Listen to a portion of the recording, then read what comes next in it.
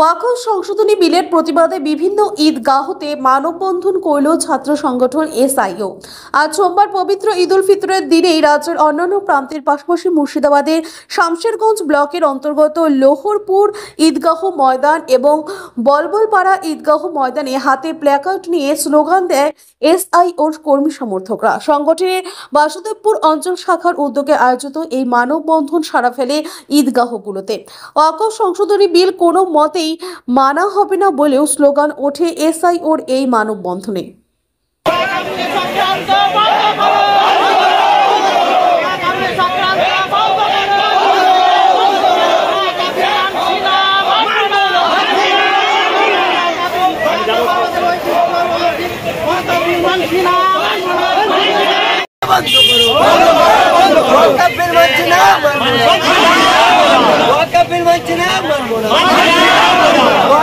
চক্রান্তকারীদের যারা দেখ দেখ দেখ চক্রান্তকারীদের যারা দেখ দেখ দেখ চক্রান্তকারীদের যারা দেখ দেখ দেখ। সম্প্রতি জানি যে আমাদের পার্লামেন্টে বিজেপি সরকার বর্তমান যে শাসক দল রয়েছে তারা একটা বিল আনছে, সেটা হচ্ছে ওয়াকফ অ্যামেন্ডমেন্ট বিল। এবারে এই বিলে এতদিন আমরা জানতাম যে আমাদের সম্পত্তি আমরা কি করে ম্যানেজ করব, আমরা কিভাবে এটা দেখাশোনা করব, পুরোপুরি এটা মুসলিমদেরই অধিকার ছিল এবং মুসলিমরা এটাকে পুরোপুরি কন্ট্রোল করতো। কিন্তু অদ্ভুতভাবে আমরা দেখতে পাচ্ছি এই 2024-25 সালে এসে এই বিলটাকে সংশোধন করে এই বোর্ডে কিছু অমুসলিমকেও রাখা হচ্ছে। এটা আমি মনে করি যে আমাদের মুসলিমদের জন্য যথেষ্ট এটা বড় একটা হস্তক্ষেপ। এবং আমাদের যে সম্পত্তিগুলো রয়েছে মাদ্রাসা, মসজিদ এবং বিভিন্ন অকপটে যে বিভিন্ন জায়গা আমাদের অসংখ্য জমি রয়েছে, সেগুলো কিন্তু আস্তে আস্তে আমরা সন্দিহান রয়েছে যে এগুলো আদৌ আমাদের থাকবে কি না, এগুলো আস্তে আস্তে কবজা হয়ে যাবে। আমরা ইতিমধ্যেই জানি যে আমাদের কয়েক লক্ষ হেক্টর জমি হাতছাড়া হয়ে যাচ্ছে আমাদের থেকে।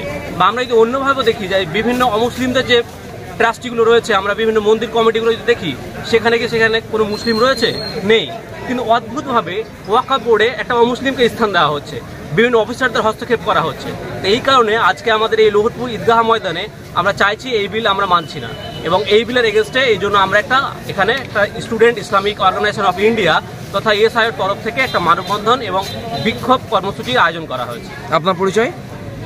আমি স্টুডেন্ট ইসলামিক অর্গানাইজেশন অফ ইন্ডিয়ার একজন সদস্য, তামিরুদ্দিন শেখ। হাই, আমি দিগন্ত, পিআরএম বেগরাজের পক্ষ থেকে আজ আমরা আপনাদের নিয়ে এসেছি কুচবিহারের প্রথম লাইফস্টাইল গেটেড কমিউনিটি প্রজেক্ট এবং প্রথম high rise project PRM Banani নিয়ে। আসুন দেখি।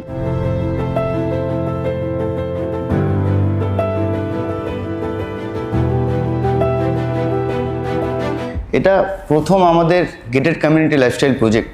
এখানে আমাদের টোটাল 5টা টাওয়ারের প্রভিশন আছে, যার মধ্যে আমরা এখন 2টো টাওয়ার লঞ্চ করেছি 102 ফ্ল্যাটের।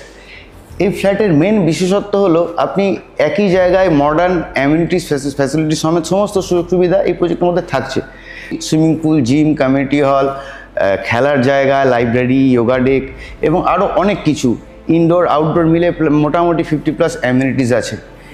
এবং সিকিউরিটির পারপাসে 24 hour CCTV, intercom facility, everything থাকছে। এটা আমাদের পিআরএম বনানীর কেমন হবে তার একটা মিনিয়েচার প্ল্যান। আপনি যদি আমাদের এখানে কোনো ফ্ল্যাট বুক করেন, যে কোনো ফ্ল্যাট, প্রত্যেকটা ফ্ল্যাট ইন্ডিভিজুয়ালি আলাদা। যেমন এই একটা ফ্ল্যাটের আমি আপনাকে দেখাচ্ছি, যার 3 সাইড ওপেন পাবেন, ফ্রন্ট ফাঁকা, ডান দিক ফাঁকা, বাঁ দিক ফাঁকা। প্লাস আরেকটা খুব ভালো ইউএসপি আছে, এক একটা টাওয়ারের জন্য আমাদের 3টে করে লিফট থাকছে, 2টো প্যাসেঞ্জার লিফট আর স্ট্রেচার লিফট। আর একটা খুব ভালো জিনিস আমরা দিচ্ছি, যেটা হচ্ছে প্রজেক্টের ভেতরেই ওয়াটার ট্রিটমেন্ট প্ল্যান্ট ইনস্টল করছি। ইন্ডিভিজুয়াল যা যা ফ্ল্যাট আছে প্রত্যেকটা ফ্ল্যাটে কিন্তু আমরা ট্রিটেড ওয়াটার সাপ্লাই করব।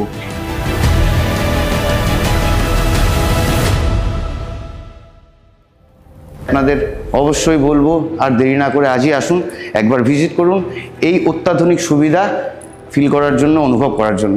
ধন্যবাদ।